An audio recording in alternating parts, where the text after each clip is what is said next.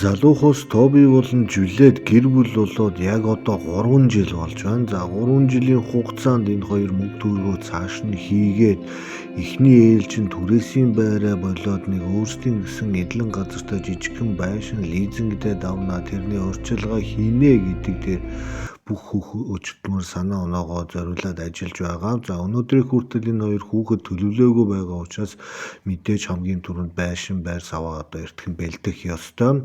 За Тоби бол нэгэн даатгалын компанид ажилладаг бол Жюлет нэгэн дэлгүүрт бас худалдааны зөвлөх буюу хуучнаар худалдагч хийж байгаа. За ингээд залуу хосын амьдрал одоо эгэл жирийн өдрүүд өнгөрөөд явж исэн байдаг. За ингээд нэгэн орой Жюлет Тоби хоёр диван дээр суугаад ерөнхийдөө ирээдүгөө төлөвлөд байж явах үедээ Жюлет бол хэлсэн байдаг. Тийм одоо өөрийн гэсэн хөөрхөнтэй хоёр давхар байшин тэгээ гадаана нэлээд том бас одоо цэцэрлэгтэй ийм хөөрхөн байшин одоо төлөвлөж байгаа. Зар дээрээс харж байгаа хоёулаагийн цуглуулж байгаа мөнгө нэлээд дөхөж байгаа энэ төр гэдэг үг хэлдэг. За тэнгүү Тоби бас орой ажилласаа их ядарч ирсэн ч гэсэн их нартайгаа бас юм ярьж байхдаа тийм том цэцэрлэгээр яах гээд байгаа юм бэ? Нохоонд зориулж байгаа мó гэж асуудаг. Тэнгүү Жюлет нохоонд дэвшээ бидний ирээдүйн хүүхдэд зориулж байна гэдэг үг хэлдэг. За Тоби тэнгүү Жюлетийг маш чангаар тэрвэрэд хоёулаа энэ зорилгодоо заавал хүрнэ надад итгээрэй хайраа гэдэг үг хэлдэг. За ингээд өдөр хоногуд үргэлжлээд явж итэл нэгэн амралтын өдөр Жюлет өөрийнхөө гэр орны одоо хэрэгтэй хэрэггүй юмнуудыг хайж нүүх бэлтгэл ажилдаа ер нь эртхэн бэлэн байя гэдэг үүднээс нөхрийгөө ажилд явсны дараа гэр орноо бол цэгцэлсэн байдаг. За сүүлийн үед бол нөхөр нь одоо ажил дээр оройтох эрэхтэй нэлээд ядрах орж ирээд онддог өглөө гараад яралтай их явдаг мөнгө санхүүдээ бүх юм нь бол ерөнхийдөө барагдах тийшээгээ хандаад энэ хоёрын амьдрал нэг иймэрхүү ритмээр бол явж исэн.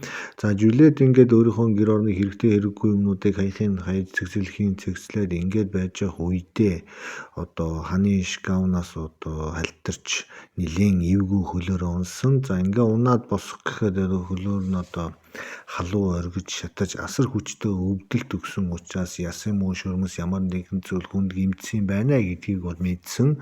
За тэр дөрөө одоо эмнэлэг рүү утсан. За эмнэлгийн ажилчид болон түргэн тусламжийн хүмүүс ирээд одоо энэ бол дотор хугаралт явагдсан байна. Таныг эмнэлэг рүү авч явж эрдэнэтхийн зураг авах дараагийн шинжилгээнүүдэд оруулах шаардлагатай гэдгийг хэлсэн.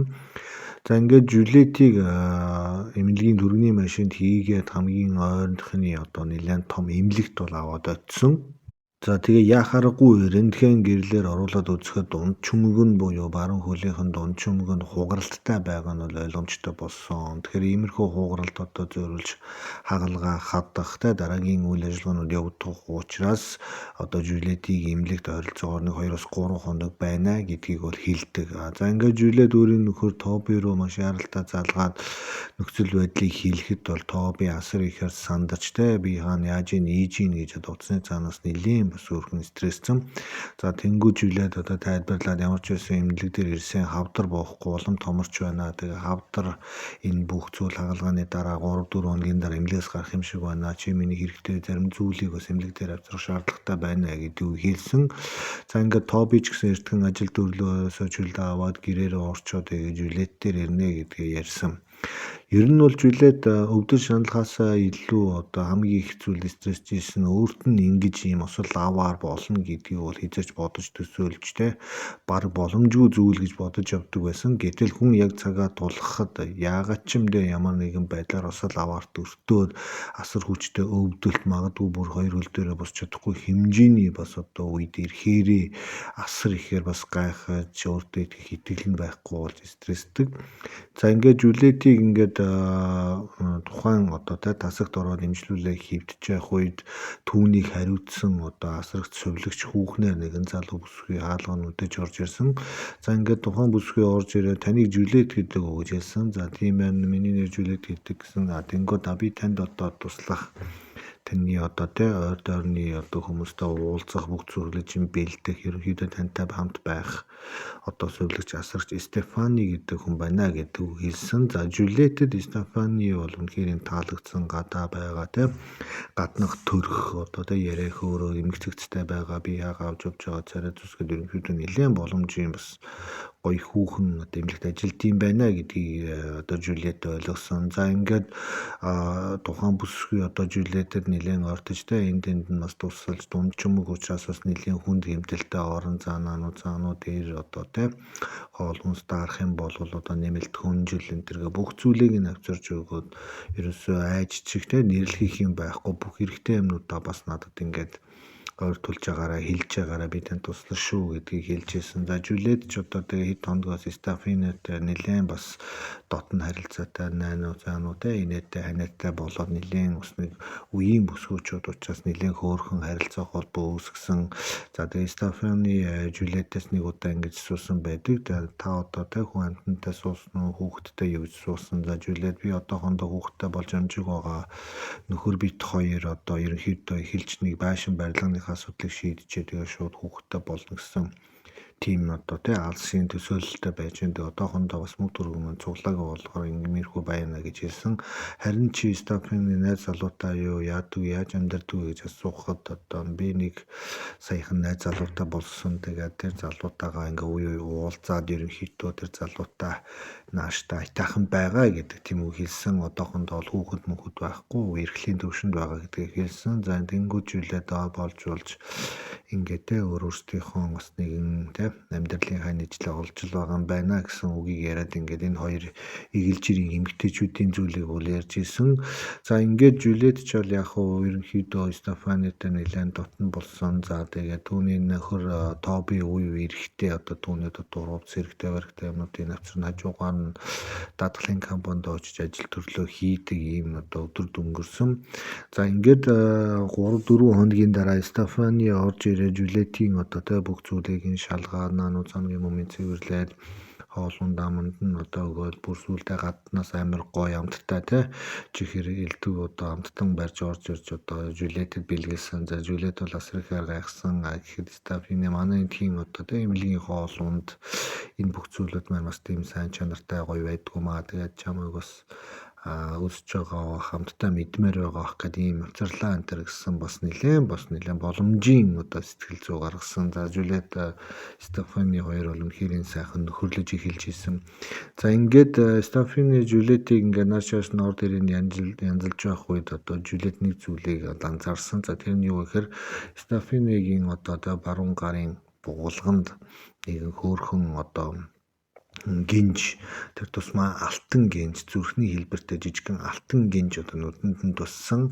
Жюльетэд яг ийм алтан гинж байдаг учраас Стаффинигийн тэр гартаа алтан гинжийг хараад үнэхээр нүдэнд нь бол хүрсэн.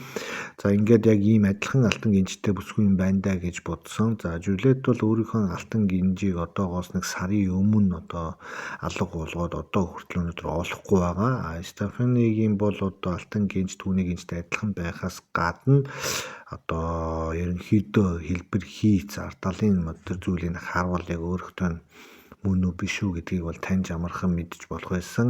Гэтэл одоо тухайн совлогч бүсгүй маань хажуудын ширээн дээр гараа тавиад наануу цааны юм хийж тулж байхдаа Жюльетэд нэлийн ойроос харах боломжийг бол олгосон. За ингээд тэр зүрхэн хэлбэртэй алтан гинжний яг том товрууныхан арт талын одоо шивээс буюу нээж байгаа смайлтай тийм одоо гинжийг бол одоо Жюльет тэр дор харсан. Өөрөөр хэлбэл одоо яг энэ гинжний арт талын зүрхэнд нь эмээн одоо ийм смайл буюу нээж байгаа дүрсийг анх одоо алт мөний дарахнаар бол хийлгүүлж исэн гэдгээ Жюльет Тоби хоёрын хурман дээр энэ гинжийг биелүүлэхдээ бол хэлж исэн.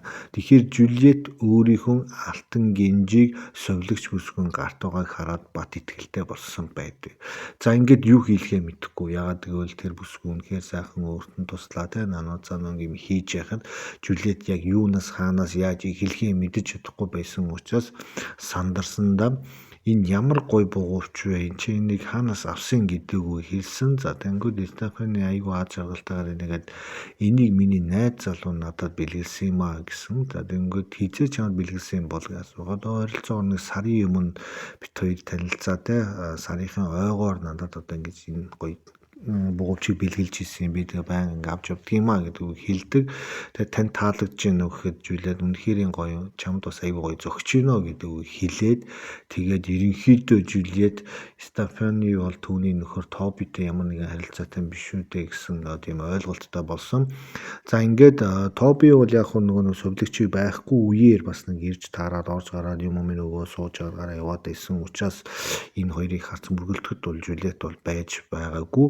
За ингээд ерөнхийдөө нэлээм одоо байдал хүйтэн болоод Стефани гэдэг бүсгүйд одоо хэрхэн яаж харьцахаа төлөвлөсөн боловч одоо Сандра Жюлиет шууд л асуугаад эхэлдэг. За тэгээд сувлэгч бүсгүй юмаа хийж явах үед нь одоо Жюлиет өөрийнхөө гар утсыг гаргаж ирээд нөхөртөө авахсан зургийг нэлээд сайн томруулад сувлэгчаа дууддаг. За ингээд Стефани төлөө ойртой за яас ийсэн гэдэг чи энэ зурган дээр гоныг таних уу гэдэг одоо тухайн зургийг харуулхад сувлэгч бүсгүйн царай нэг сонирн болоод энийг ч биш ойлгоч биш хачсан царайлал танд яхаараа манай найз залуугийн зураг байдаг үлээ гэдгийг асуусан. За тэнгууд чиний найз залуу бол миний нөхөр байгаамаа Тоби гэдгийг гэсэн.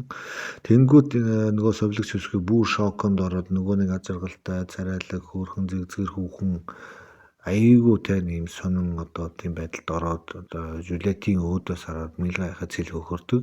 За тэнгууд Жюлиет одоо ерөнхийдөө шууд хэлдэг. За миний нөхөр буюу ойролцоогоор одоо сүүлийн 3 жил надтай амьдарч байгаа энэ Тоби гэдэг залуу өөрөө өдөөш оройтоод ингээ алга болчдөг мөнгө төгрөг дуусаад исэн нэг иймэрхүү зүйл сүүлийн 2 сар одоо тохиолдож байгаа. Тэгээ чамтай танилцаад чамд бас цаг зав сэтгэл хайр мөнгө одоо бүх байгаа юм зарцуулаад ингээ яваад байгаа юм байна. Тэгэхээр үннийг хэлэхэд наад чи одоо миний нөхөр чиний одоо найз залуу буюу одоо нууц амраг бол таарч байна. Тэгээд энэ бүх нарийн ширийн зүйлийг өнөөдөр Тобиг дуудаж хагаад хоёулаа эзлэн шийдэх тийм арга ажиллагаа байна гэдэг үгийг хэлдэг. За тэнгүүт одоо нөгөө сувлэгч бүсгүй би таныг одоо энэ Тобигийн эхнэр гэж мэдээгүй. Тоби надтай танилцахдаа өөрийгөө эхнэртэй энэ гэж хэлээгүй. Ганц би гэж танилцуулсан.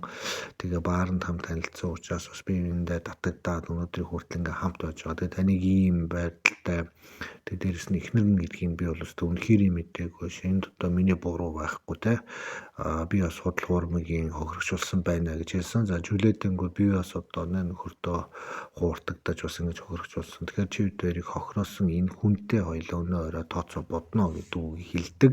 За ингээд Жюлиет залгуулад би бас цагдаа дуудах болно. Тэр цагдаа нарыг бас чи дагуулж орж ирэх ёстой гэж хэлдэг. Стефани буюу сувлэгч бүсгүй тэр үед окей ойлгомжтой.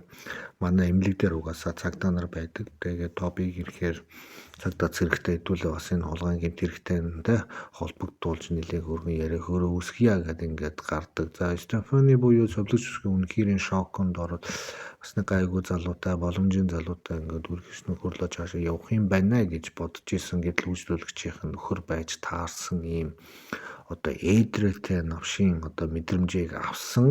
За ингээд Жюлиет орой болохыг хүлээсэн Тоби ажил төрлөө дуусгаад хоолунд жижиг сажиг юм байраад нилээн бас халамжтай одоо нэг актер хүний дүртэй нэг нөхөр бол орж ирэл хулгарын битгий хөдөл дэшаар наашаар ингээд тгээ юу эрэхтэй байна энэ төргээд ярьж исэн. За ингээд яриад удаагүй байж л гадаа хаалга төгссөн. За ороорой гэдгсэн. За яхаарахгүй Стефани буюу одоо сувлэгч бүсгүй ороод ирсэн. За ингээд ороод ирэхэд бол Тобигийн царай одоо хувхаа цайж тэр хоёрын голд үнэхээр юм аш тэнэг байдалд ороод хин хинлөө харж чадахгүй хачин царилсан. За тэнгүү Жюлиет нэгэнт одоо Тобиг ойлгож байгаа учраас ерөнхийдөө нарийн ширийн асуугаагүй. Харин Тоби Жюлиетийн харц руу харж байгаад энэ бүх зүйлийг би чамд тайлбарлах хэрэгтэй гэдэг үг хэлсэн. Тэнгүү Жюлиет надад одоо ямар ч тайлбар хэрэг байхгүй. Би болон бид нэр бүх зүйлийг ойлгосон гэдэг үг хэлсэн. За ингээд Тоби барьцаалдаад сувлэгч бүсгүй бас ингээд нэлээд барцгал царайтай байж ил хаалга зохиод эмнэлгийн одоо 2 цагдаа одоо ороод ирдэг. За ингээд цагдаа зэрэг ороод ирэнгүүт Тоби бас гайхсан. За гайхангууд юун цагдаа яах вүлээ гэдэг тэнгуж Жюлиет сарын өмнө миний одоо гоёл чимэглийн зүйл дотроос миний эмээгийн надад бэлгэлсэн алтан бугуувч алга болсон ийм одоо хэрэг гарсан. Энэ алтан бугуувчийг би хайгаад олоогүй байтал миний нөхөр надаас хулгайлаад энэ сувлэгч бүсгүйд одоо бэлгэлсэн байхыг би өнөөдөр мэдэж аваад буцаагаад авчаад байж байна гэдэг үг хэлсэн. За цагдаагийн албаа агч нар одоо совилогч байгаад энэ үнэн үү гэж асуухад одоо совилогч тийм гэж толгой зогсон. За Тоби тэнгүүд одоо бүсгүйчүүд болон цагдаа руу харж чадахгүй шал ширтээд хуруугаараа нухаас суусан байдаг. За ингээд цагдаагийн албан хаагчид протокол үйлдэх ерөнхийдөө энэ дээр хэрэг нээх Тобиг баримтлаад аваад явах нөхцөл байдал үүссэн. За ингээд тухайн цагдаагийн албаа гэж үлээд рүү одоо хандаж та гомдол мэдээлэл одоо хүү эсвэл одоо хэзэг дээр очих уу яамаар байна гэдэг үг хэлсэн. За тэнгүүд Жюлет өөрийнхөө нөхрийг харахад Тоби бол үнэн арчаагаа олчихсан доошоо сууж исэн. За түүнийг дагуулад харахад ард нь совилогч бас нэлээд гимссэн бас газар ширтээ зогсож исэн. Тэнгүүд Жюли ингэж хэлдэг. Би гомдол гаргахгүй яагаад гэвэл би чиний амьдралыг сүрүүлмээргүй байна. Гэхдээ чиний тэр амьдралд би цаашдаа байж чадахгүй гэдэг үг хэлдэг байгаа. За ингээд Тоби гайхаад дээшээ харахад Жюлет ямар ч байсан алтан бугуучны ирэг дээр би чамд хэрэг үүсгэж шалгуулж шорон оронд явуулахгүй. Гэхдээ чамаас би сална. Мөн совилогч бүсгээс чамаас сална гэдэгт бас би итгэлтэй байна. Хуурмгаар одоо нүүр хийсэн, халахвч хийсэн иймэрхүү залуутай би цаашдаа хэр хол явна гэж найдаж итгэх юм бэ гэдэг хэлсэн. За тэнгууд цагдаагийн албаа хаагч нар нэгэнд гомдол мэдээл байхгүй учраас энэ хэргийг авч хилцэхгүй гэдэг үг хэлээд хаалгыг хаагаад гараа явдаг байгаа. За ингээд совилогч бүсгүйч одоо юу гэдгээ мэдэхгүй одоо эхнэр нөхрийн хоёрын хажууд нэг гим хийдсэн хүн шиг болж өсөд байсан. За тэнгууд Жюлет ерөнхийдөө одоо энэ чивдэрийн хамгийн сүүлийн уулзалт юм болохоор одоо гэр орондоо бүх зүйлүүдээ авах юмнуудаа аваад намайг эмнэлгээс гаргахад явцсан байгаарэ гэдэг үгийг Тобид хэлдэг. Тоби болохоор би чамд хайртай, би чамаас салж чадахгүй, хоёулаа өчнөө том мөрөөдөл байгаа. Чи тэр ямар амьдралыг туулж өнөөдрийг хүрлээ гэдэг тийм материйн нулимсыг бол унагадаг. Жюлет бол одоо иймэрхүү хачин шог ярианд одоо итгэхээргүй хэмжээний бас хат сууж байгаа учраас совилогчийн хажууд одоо түүнийг өөрөөсөө зайлуулж түлхэж ингэж ахиж эргэж уулзахгүйгээр өөрөөсөө мөрийг хөөгөөд явна гэдэг үг хэлсэн. За ингээд тэр дороо Тоби буюу түүний нөхөр одоо түүний орны өмнө өвдөг сөгдөж гарнаас нь бариад уучлалт гуйхаж үлээд яг одоо явахгүй бол чиний амьдралыг би сүрүүлээ шорон орон чинь хатаагаад өгч чаднаа. Тэр алтан бугууч бол бас нэлээд даацтай үн хөрөх учраас тэр нь таарах хонгалтай ял зэмэг чи өөрхөө эзэлтэй байна. Одоо чи нөрөөс зайлчгаа гэдэг хэлдэг. За Тоби одоо яаж бялдагдаад яаж цусаар уйлаад одоо энэ бүх зүйлүүд эргэж нэгэнд эвлэрэхгүй болсон учраас одоо царай алдаад шорон оронд орчихгүй хүн шиг энэ нэмлэгээс ингээ гардаг.